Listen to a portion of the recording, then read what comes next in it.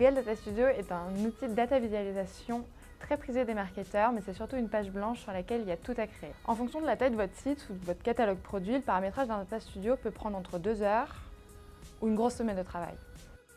La préparation en amont est donc essentielle pour obtenir des rapports fonctionnels et optimiser votre temps. Commencez par identifier 1. L'objectif, 2. Les utilisateurs qui seront concernés par le Data Studio que vous créez. Pour l'objectif, est-ce qu'il s'agit d'un reporting sur un levier, multi-levier, synergie entre les leviers, ou plutôt un reporting cross-device ou par catégorie de produits, ou encore un suivi des performances par région ou par point de vente? Pour les utilisateurs, il faut vous demander qui consulte ce rapport. Vous, une équipe restreinte en interne, d'autres services de l'entreprise ou des partenaires externes.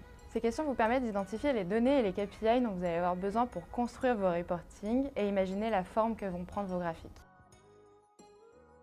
J'ai personnellement créé des dizaines de dashboards Data Studio et la meilleure façon de visualiser ce que vous voulez et gagner du temps, c'est encore de tracer physiquement ce que vous imaginez.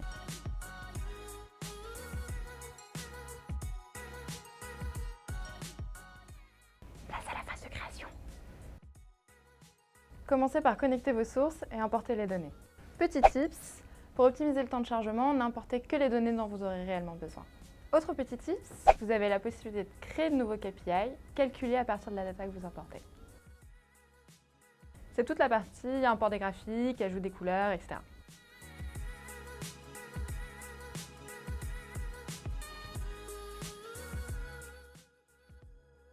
Tout l'intérêt de Google Data Studio est de pouvoir créer pour vos graphiques des filtres de segmentation personnalisés. Vous pouvez ainsi faire varier de nombreuses dimensions, la période de temps, la performance par produit, le périmètre de levier, etc. Et il n'y a pas de limite de nombre de filtres. Google met à disposition des tutos courts et assez bien faits que vous pouvez trouver en marge de cette vidéo. Et sinon, il existe aussi des templates de reporting adaptés aux différents leviers que vous utilisez. C'est bon, vous êtes prêts à vous lancer.